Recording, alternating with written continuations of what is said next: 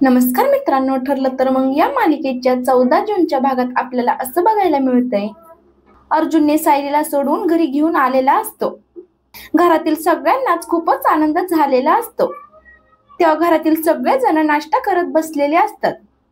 त्यानंतर कल्पना सगळ्यांना सांगते की आज पूर्णाईंचा आणि माझा भागवत एकादशीचं व्रत आहे. तेव्हा हे सगळं आता अस्मिता तिथे येऊन ऐकते आणि सर्वांनाच म्हणते की मी आज उपवास करणार नाहीये. मी तर अगदी माझ्या माहेरी येऊन भरपेट खाणार आहे. मग आता सगळ्यांना समजतं की अस्मिता आली आणि तिने आपल्याला खूप मोठं सरप्राईज दिलंय. तेव्हा सगळेजण तिथून उठतात आणि अस्मिताकडे धाव घेतात.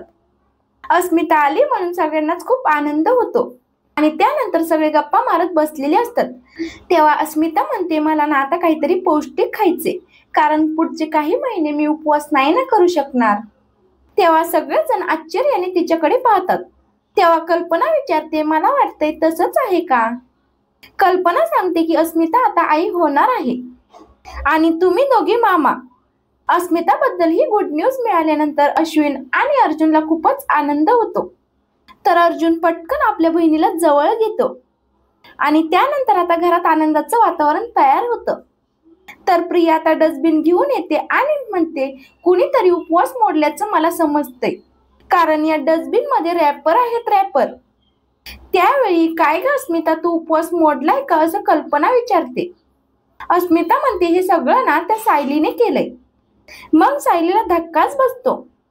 त्यानंतर सायली पूर्णाजीला विचारते, पूर्णाजी तुम्हाला असं वाटतंय का मी उपवास मोडेल? मला माहिती आहे त्या पिशव्या प्रियानेच कचरा पेटीत टाकल्या असणार, कारण मी काहीतरी खाल्लंय ना ते बासवण्यासाठी. मग आता सायली रूम मध्ये जाऊन लगेचच प्रियाची खोली बघू लागते आणि त्यामध्ये तिला काही पुरावे सापडतात.